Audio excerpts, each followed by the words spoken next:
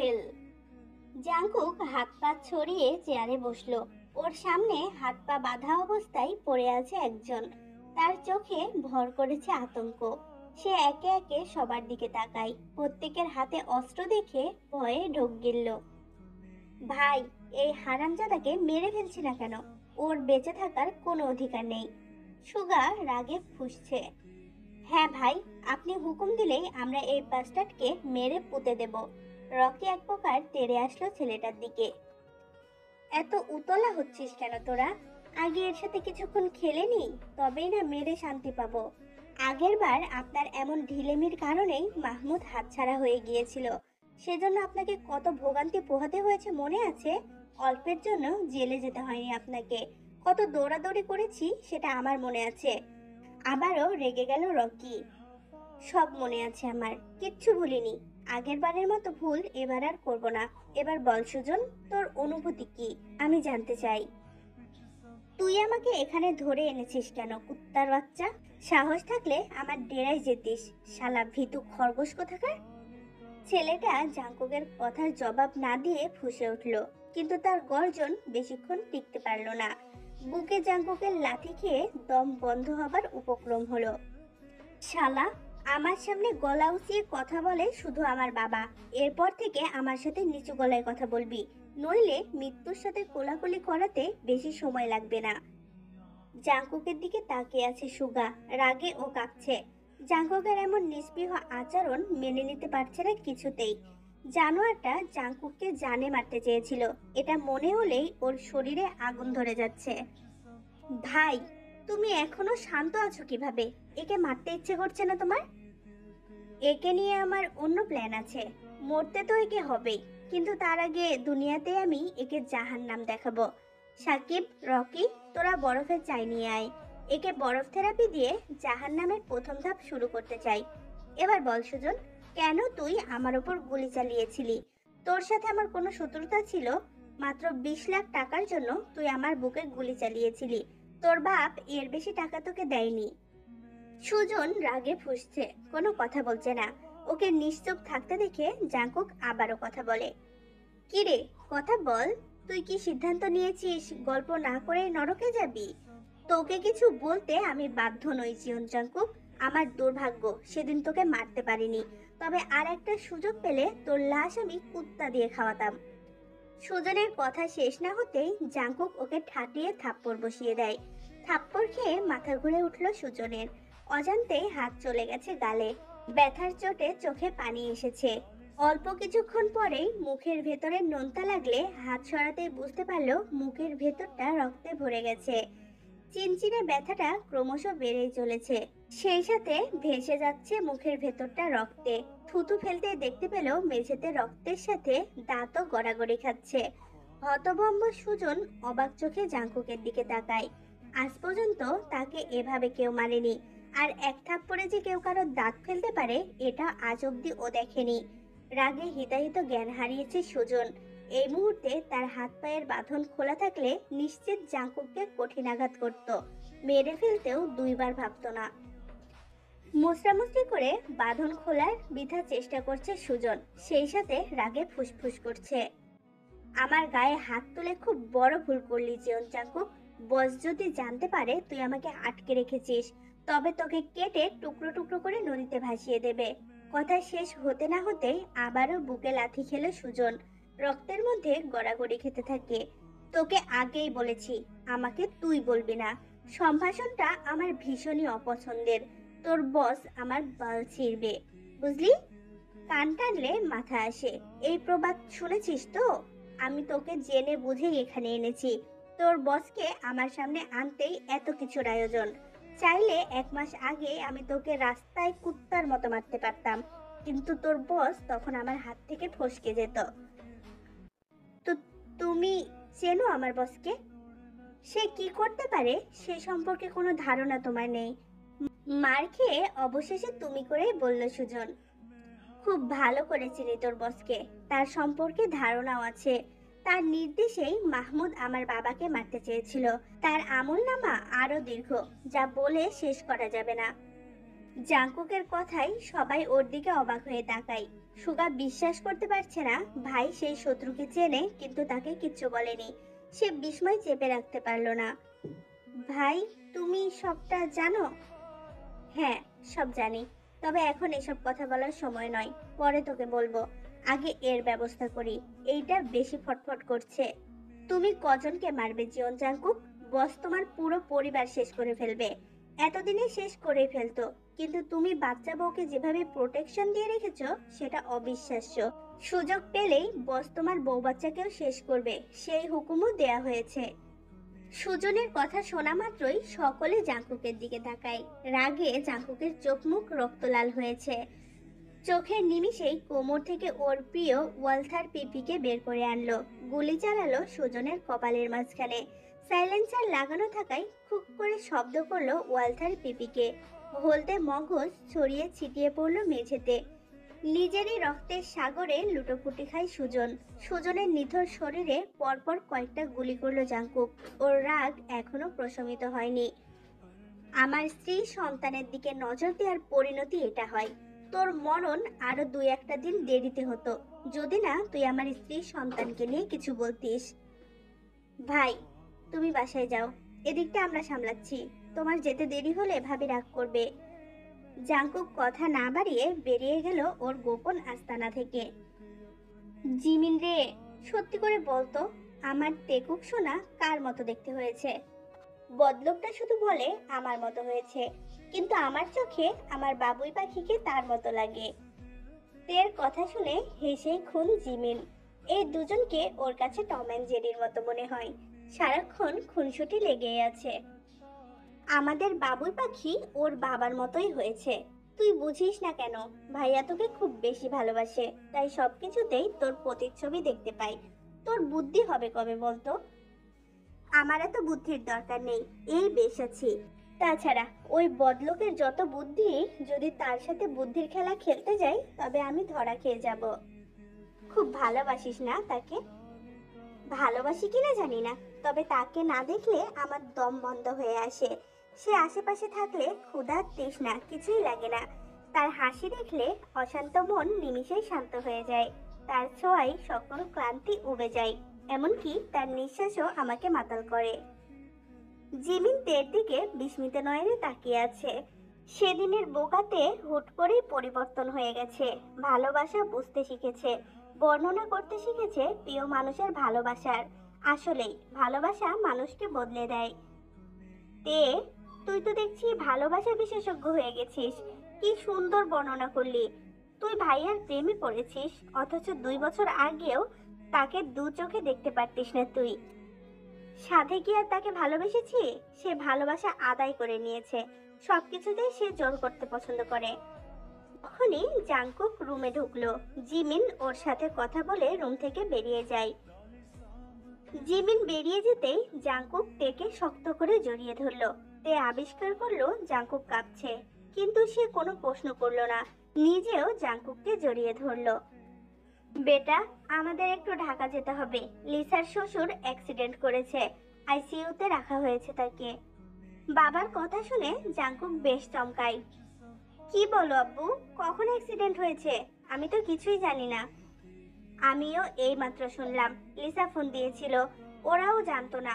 রাস্তা থেকে লোকজন তাকে মেডিকেলে নিয়ে গেছে, তারাই চিকিৎসার ব্যবস্থা করেছে। বেআই এর ফোনে পাসওয়ার্ড দেয়া থাকায় তারা কারোর সাথে যোগাযোগ করতে পারেনি। অনেকক্ষণ পর লিসার শাশুড়ি তাকে ফোন দিলে কেউ একজন রিসিভ করে তাদেরকে জানায়। ওকে, তোমরা তাড়াতাড়ি যাও, আমি ড্রাইভারকে বলে দিচ্ছি। আমার এদিকে ঝামেলা মিটলে আমিও গিয়ে আঙ্কেলকে দেখে আসব। ওকে বেটা, তুমি আমার সোনামণির খেয়াল রেখো। ওকে রেখে বেশিক্ষণ বাইরে থাকবে না, কেমন? আর বৌমা, আমি যে কয়দিন না আসবো তুমি রুম থেকে বাইরে যাবে না। আমার কলিজার দিকে নজর রাখবে। গোসল খাওয়া দাওয়া ছাড়া পানি নাড়বে না। নিজের যত্ন নেবে কিন্তু।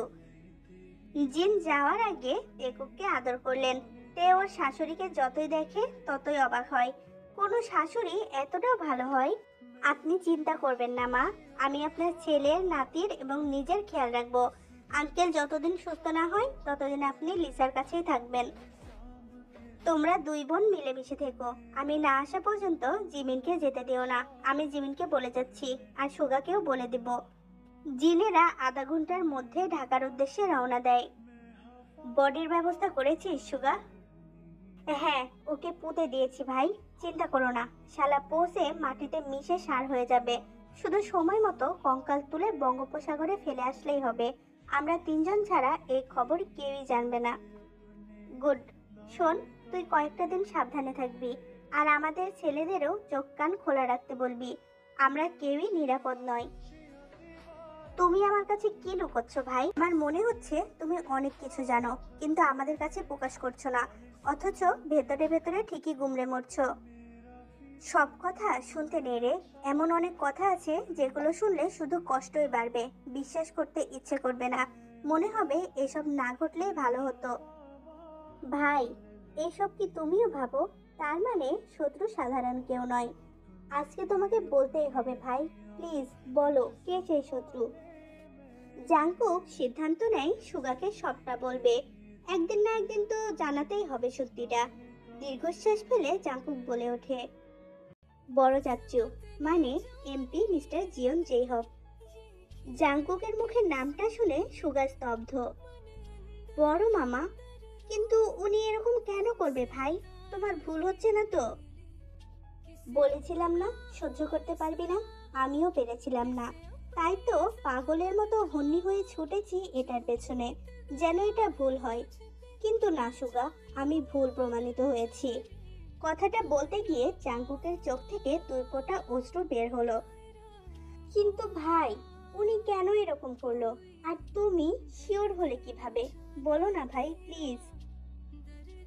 উনি কেন এরকম করেছে আমি জানি না, তবে আমি ভুল কিছুই বলছি না। তোর মনে নেই, আমি ফ্রেডির বিয়েতে যাব বলে বাড়ি থেকে বেরিয়েছিলাম। আমি আসলে থাইল্যান্ড গিয়েছিলাম এই প্রমাণটাই বের করতে। জানিস তো, এমপি জেইহবের ডাক্তারের সাথে আমার সম্পর্ক ভালো। আমার গুলি লাগার খবর শুনে উনি ফোন করেছিলেন আমার খবর নিতে। তখনই আমি জানতে পারি বড় চাচ্চু দেশে আছে এবং তিনি সুস্থ। অথচ উনি আমাদেরকে বলেছিল তিনি অসুস্থর জন্য দেশের বাইরে আছে। তখনই খটকা লাগে। আর জানিসই তো, সন্দেহ জিনিসটা একবার ঢুকে গেলে সেটা শেষ না দেখে আমি থামি না। তাই শুরুটা করেছিলাম থাইল্যান্ড দিয়ে। খুঁজে বের করেছিলাম আমার সেই রুমমেটকে, যার সঙ্গ দোষে আমি পড়াশোনা না করে বারে পড়ে থাকতাম। অনেক জোরাজোরির পরে জানতে পারি আসলে ও পড়াশোনার জন্য না, বরং কেউ ওকে টাকা দিয়ে আমার পিছু লাগিয়েছিল। ভেবেছিল আমার ক্যারিয়ার নষ্ট করতে পারলে আমি ভেঙে পড়ব। সেই মানুষটা আর কেউ নয়, মিস্টার জেইহব, যাকে আমি আমার আইডল মনে করতাম। নিজের বাবার মতো ভালোবেসেছি, যার কাছে নির্দ্বিধায় সবটা শেয়ার করেছি। তুই জানিস ছোট, সেই মানুষটাই আমার বুকে গুলি চালাতে বলেছিল, আমার বাবাকে মেরে ফেলার চেষ্টা করেছিল। ওই মানুষটাকে আমি এতদিন সম্মান করেছি, ভাবতেই নিজের ওপর ঘৃণা হচ্ছে ভাই। ভাই, তুমি সবটা জেনেও কেন চুপ করে আছো?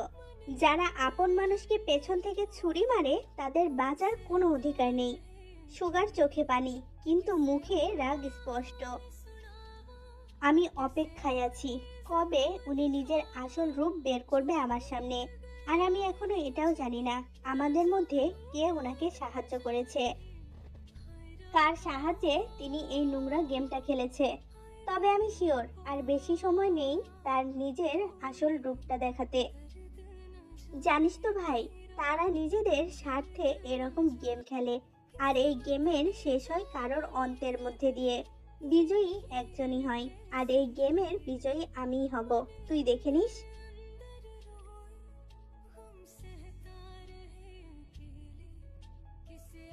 সময় কারোর জন্য অপেক্ষা করে না, বরং মানুষকে তাল মেলাতে হয় সময়ের সাথে। সময়ের বহমানতায় কেটে গেছে 4টা বছর। বাংলাদেশের জিওন ম্যানশন নামের বাড়িটা এখন জনমানব শূন্য। একটা দমকা হাওয়া এসে উড়িয়ে নিয়ে গেছে সেই বাড়ির হাস্যোজ্জ্বল মানুষগুলোর কলরব। এখন শুধু বাড়িটাই পড়ে রয়েছে, সেখানে কোনো মানুষের প্রাণের অস্তিত্ব নেই। 4 বছর আগে জাংকুকের বলা কথাগুলো মিলে গিয়েছিল। এমপি জেইহব 1 সপ্তাহের মধ্যে নিজের আসল চেহারাটা দেখিয়েছিল। তবে তা ছিল জাঙ্কুকের ভাবনার বিপরীত। উনি হুট করে তার লোক নিয়ে বাড়ি দখল করেছিল। ঘটনাক্রমে তখন শুধু তে আর মেইডরাই বাড়িতে ছিল।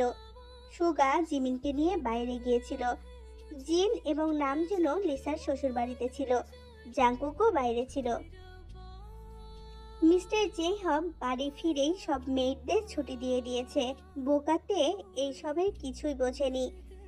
যখন ওরই রুমে এসে জাঙ্কুকের দলের সদস্য রকি ওর কপালে গান পয়েন্ট করেছিল, বাচ্চাটাকে বুকে নিয়ে গুটিসুটি মেরে ভয়ে কাঁপছিল তে।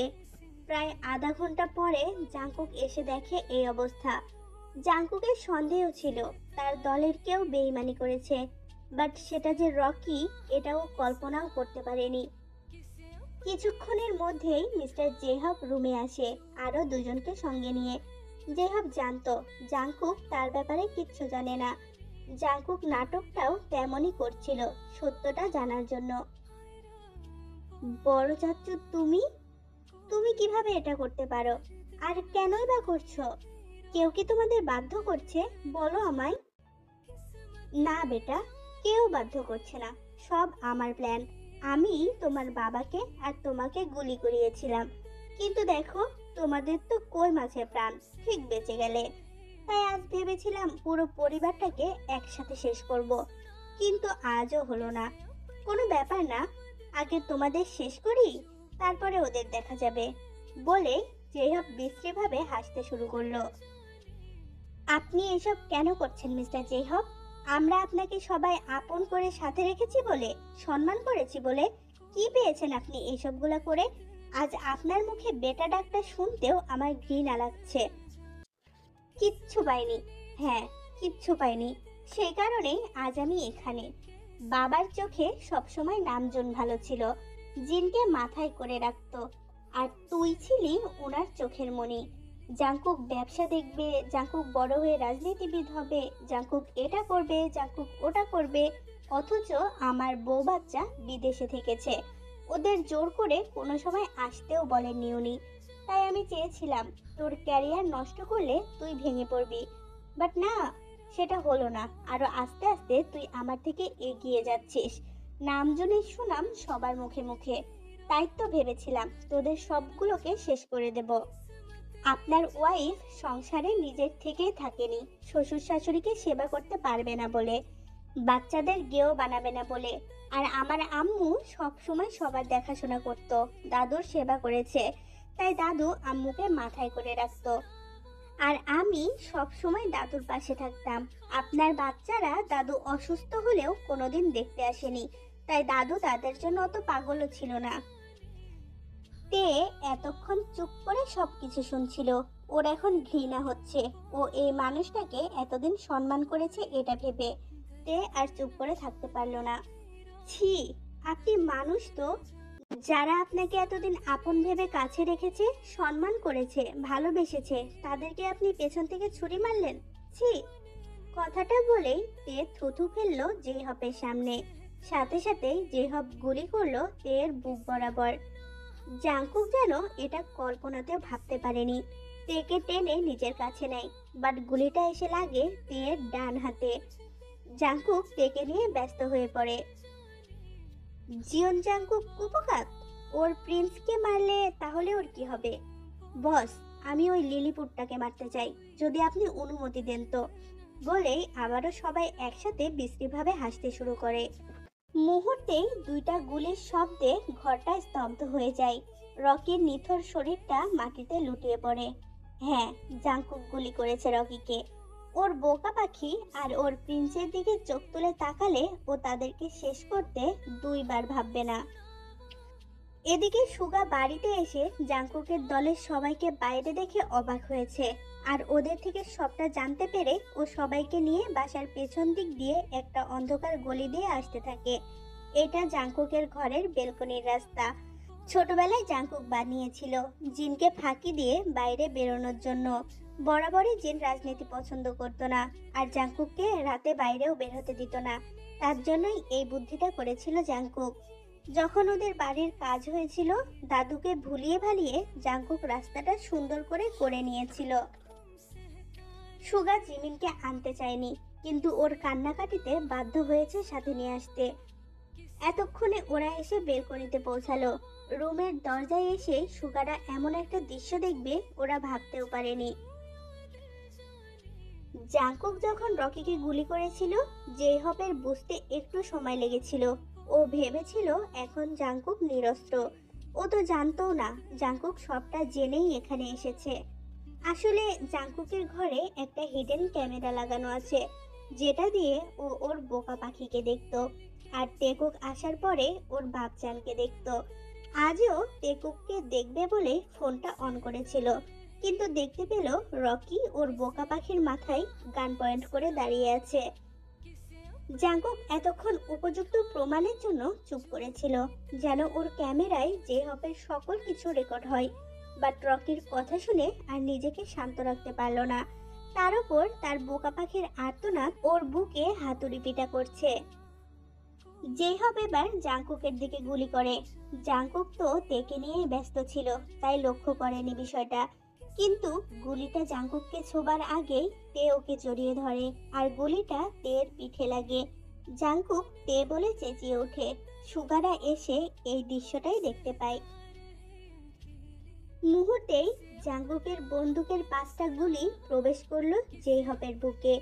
জাংকুকের দলের অন্য সদস্যগুলো গুলি করলো জেহপের দলের লোকদের। সাথে সাথেই সবাই মাটিতে। শুধু গুলি খেয়েছে ইয়নহু, তাও পায়ে। সুগা যেন স্তব্ধ হয়ে গেছে। ওর সম্মতি ফিরল জিমিনের কান্না আর জাংকুকের আওয়াজে।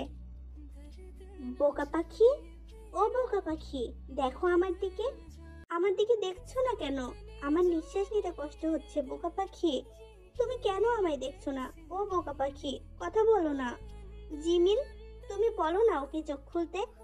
এই সুগা, দেখ না, তোর ভাবি আমার উপর রাগ করেছে, কথা বলছে না আমার সাথে। ও বলেছিল সারা জীবন আমার সাথে থাকবে। ও বোকা পাখি, কেন করলে এমন? আমি তোমায় বুকে নিয়ে হাসি মুখে মরতে পারতাম, কিন্তু আমার বুকে তোমার এই নিথর দেহটা আমি সহ্য করতে পারছি না। তুমি এটা কেন করলে বলো? জাংকুক কাঁদছে আর পাগলের মতো ডেকে ডাকছে। জিমিন টেকুককে বুকে জড়িয়ে ধরে বসে কাঁদছে। এতক্ষণে পুলিশের গাড়ি ও অ্যাম্বুলেন্স চলে এসেছে। সুগা বাইরে থাকতেই পুলিশ কল করেছিল। তাড়াতাড়ি তে এবং ইয়নহুকে হসপিটালে নেওয়া হয়।